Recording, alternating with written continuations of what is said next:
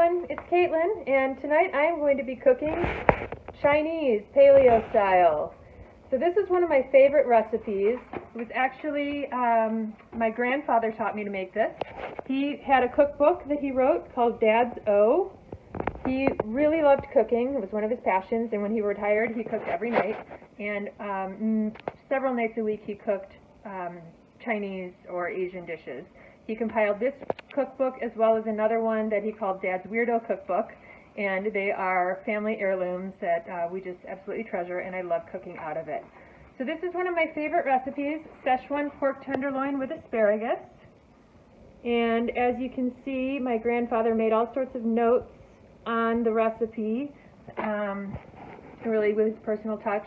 And I am making a few little tweaks on it to make it paleo compliant. So I'm going to be going over some of the substitutions that you can make. Chinese cooking is tricky. Chinese restaurants are absolutely terrible because they use a lot of vegetable oil. They use a lot of soy. Typically, the store-bought soy sauce that contains wheat and non-fermented soy. And they use a lot of cornstarch, so a lot of ingredients that are not good for us, but we can make some pretty easy substitutions and bring that in line with the paleo guidelines.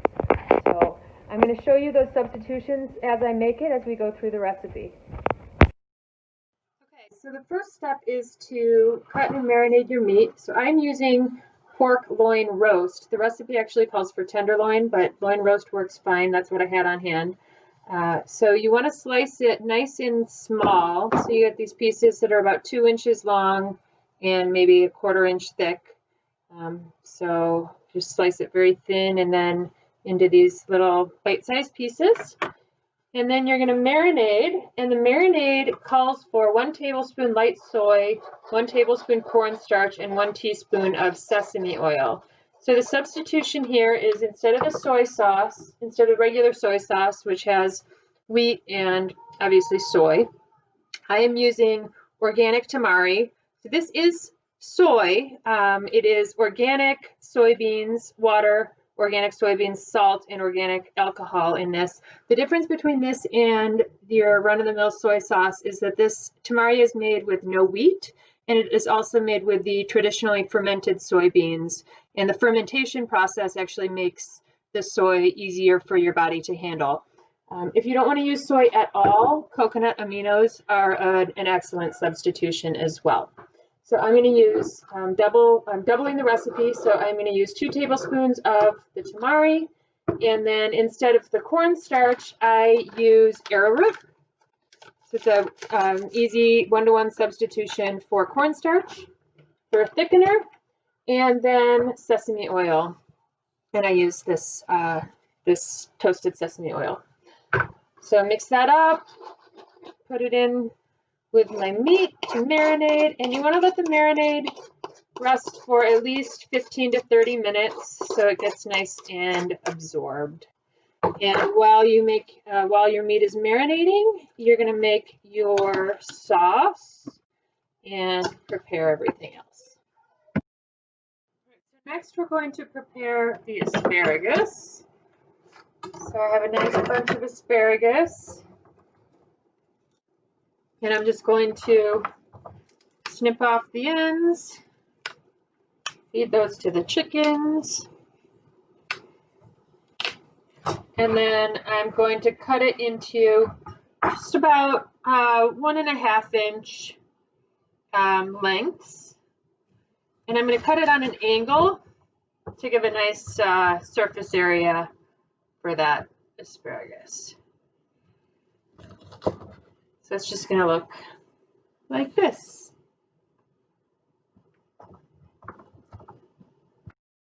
And then the asparagus is blanched just for about 2 minutes in really hot water.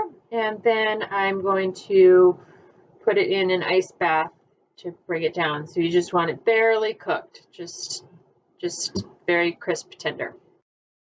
Okay, now I'm going to make up my sauce. Now this recipe calls for a couple of specialty sauces ingredients.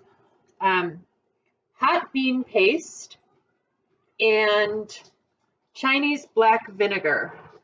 So the vinegar I got at an Asian market in Chinatown.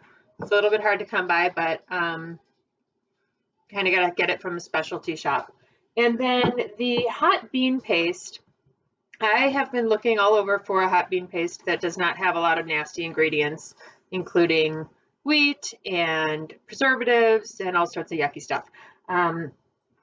So instead of doing that, I'm going to make up my own hot bean paste. So I found a soybean paste, and I actually got this on Amazon.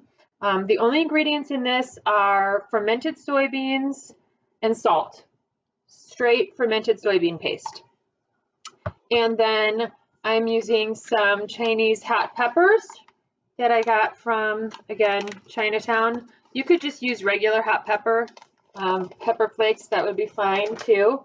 And then I'm going to use a little bit of sesame oil to mix this up.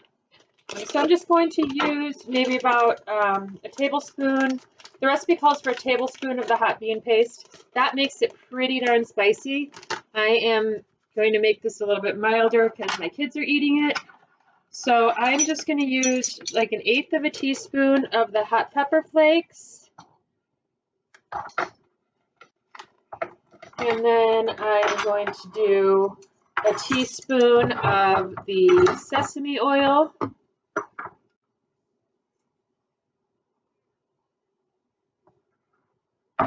And a tablespoon of the bean paste.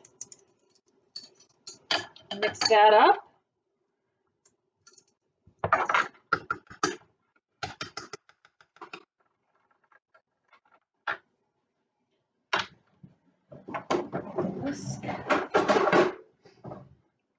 And then it also calls for rice wine, a little bit of salt, a little bit of sugar. I omit the sugar. I don't use the sugar in this. And again, a tablespoon of arrowroot, 3 tablespoons of water. So you're going to mix that up. That's going to be your sauce. Okay, so now it's time to put it all together. So I have my ginger and garlic, about a couple tablespoons of each. And I have my wok. And I'm going to get my wok nice and hot. And I'm using coconut oil. Maybe throw a little avocado oil in there too. So again, most Chinese restaurants are going to cook with some yucky vegetable oils. So when you do it at home, you can use your choice of oil. I cook pretty much exclusively with avocado oil, coconut oil, ghee, and lard, and butter. So start with your ginger and garlic.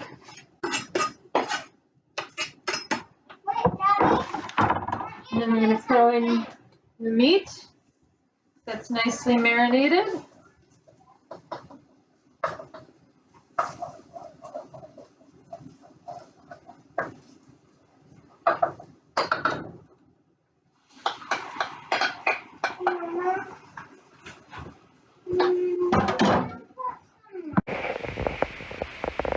And now when your meat is nice and white, no longer pink, you're going to add your asparagus. The blanched asparagus. I'm going to just toss it in. And then just mix it up and around. Just let that get nice and married together. Cook that for a couple of minutes, and then we're going to add the sauce.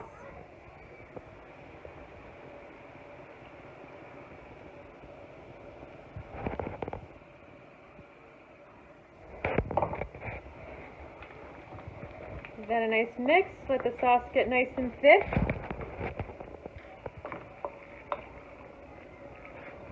And that's it.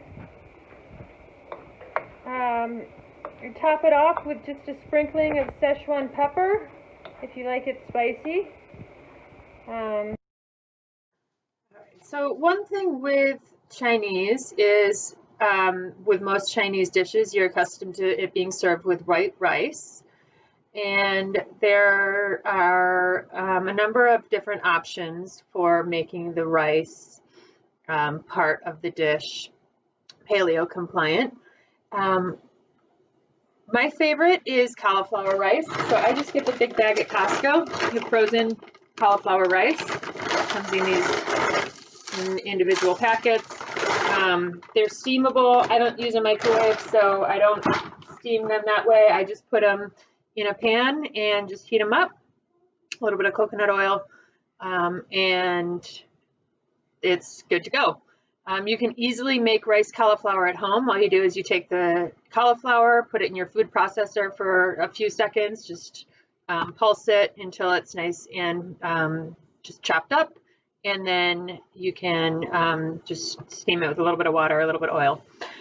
The other thing you can do with rice is to take white rice, and fried rice is actually, if you steam the rice, let it cool, and then heat it up again in some coconut oil, the refrying of it actually changes the properties of the rice and makes it more bioavailable and easier on your digestion. So that's an option as well.